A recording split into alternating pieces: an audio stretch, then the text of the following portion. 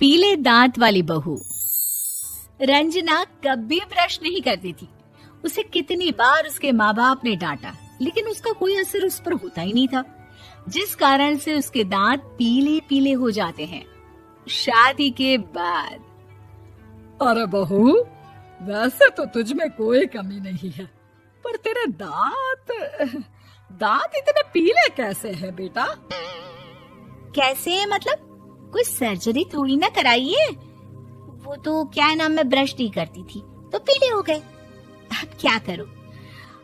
आप कहें तो लाल करवा लूं या फिर काले? यार ये क्या है, क्यों माँ से लड़ रही हो? लड़ रही हूँ? अरे मैं लड़ रही हूँ या ये बोल रही है कि दांत पीले हैं, पीले। अरे तपस्या थोड़ी ना की है इन्हें पीले करने के लिए। बकायदा ब्रश नहीं किया है 20 साल तक, तब जाकर। छी, कैसी बात कर रही हो? ये उस वक्त तो पीले नहीं थे जब हम लोग तुम्हें देखने आए थे। अरे तब साफ करवा लिया होगा डेंटिस्ट के पास जाकर। अब देखो कैसे पीले पीले लग रहे हैं। रंजना सास की तरफ गुस्से से देखती है। फिर शुरू हो गई पीले पीले पीले। अरे पीले तो तब भी थे जब मेरे हाथ का रसगुल्ला उड़ा उड़ा कर खा रही थी और बोल रही थी, लड़की नहीं गुणों का खजाना दे रहे भाई साहब आप। खैर, अब वो लोग करते भी तो क्या करते, पीले दांत वाली बहू पल्ले पड़ी थी तो झेलना तो था ही। एक दिन कीर्तन में रंजना गाना गा रही थी। अरे कमला बहन, माँ का द्वार है, यहाँ तो सब शुद्ध होकर आते हैं, फिर अपनी बहू को ब्रश भी नहीं करवाती तुम। दूर से पीले पीले दांत भक्ति में बाधा उत्पन्न कर रहे हैं। अरे कोई 2 साल की बच्ची थोड़ी ना लेकर आई हूँ मैं बहू बनाकर। अच्छी खासी लड़की है, अरे कैसे करवाऊं ब्रश? ये तो उसे खुद करना चाहिए ना। अब माँ बाप तो इसके जैसे तैसे निपटा दिए, ये नहीं सोचा कि सास कैसे संभालेगी। सास बहू को लेकर घर आ जाती है, लेकिन सोच लेती है कि अब इसे लेकर कहीं नहीं जाएगी। अगले रोज बहू कहती है, अरे क्या हो गया, मंदिर नहीं जाना क्या? कीर्तन का वक्त हो रहा है। मेरी मधुर वाणी से कान्हा जी जागते हैं और सोते हैं। आप तो जानती है ना उनकी भक्ति में कितना मन लगता है मेरा। वो क्या है ना, तबीयत ठीक नहीं लग रही है मेरी, आराम करूंगी मैं। तबीयत ठीक नहीं लग रही? अभी तो मिथुन के गाने पर नाच रही थी आप, और अब बोल रही है कि तबीयत ठीक नहीं लग रही। अरे भक्ति में मन लगा लो सासू माँ, ऊपर जाना है, क्या मुंह दिखाओगी आप? हाँ? सास को बहू की बात पर गुस्सा आ जाता है। मैं क्या मुंह दिखाऊंगी, इसकी चिंता तो ना कर, समझी? अपने मुंह की चिंता कर, जो ये पीले पीले दांत लेकर हर जगह पहुंच जाती है। पता है लोग कितना मजाक बनाते हैं। ना जी ना, मैं नहीं जाना कहीं तेरे साथ। तो ये बात है, कोई ना, मत जाओ, मैं अपने कमरे में ही बैठकर भक्ति कर लूंगी। ऊपर वाला दांत थोड़ी ना देखता है, मन देखता है, भावना देखता है।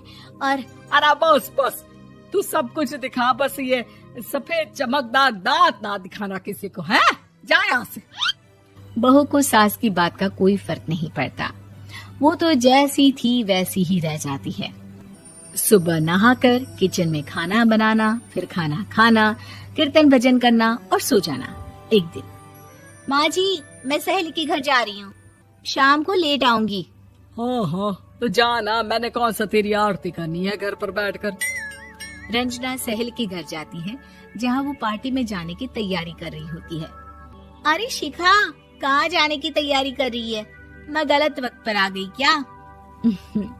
अरे नहीं यार, उल्टा सही वक्त पर आ गया। मैंने ये साड़ी और ज्वेलरी निकाली है यार, शाम को इनके ऑफिस की एक पार्टी में जाना है। बताना कैसा लग रहा है ये सब? नहीं यार, इस ड्रेस के साथ तो वो वाली ज्वेलरी अच्छी लगेगी। हाँ हाँ सही बोल रही है, मैंने ध्यान ही नहीं दिया। वैसे तो हमेशा से मस्त फैशन सेंस रखती है। तो बड़ा जाती होगी ना पति के साथ पार्टी में।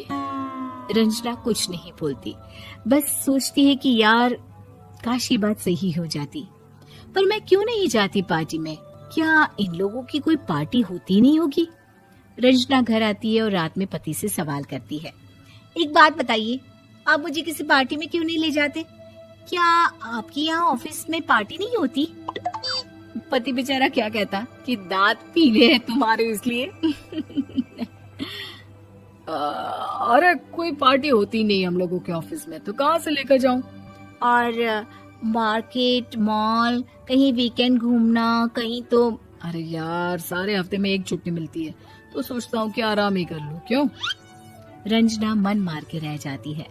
पहले कभी सास के साथ मंदिर जाया करती थी, लेकिन वो भी सास ने ले जाना बंद कर दिया। घर बैठी बैठी रंजना बोर हो जाती है।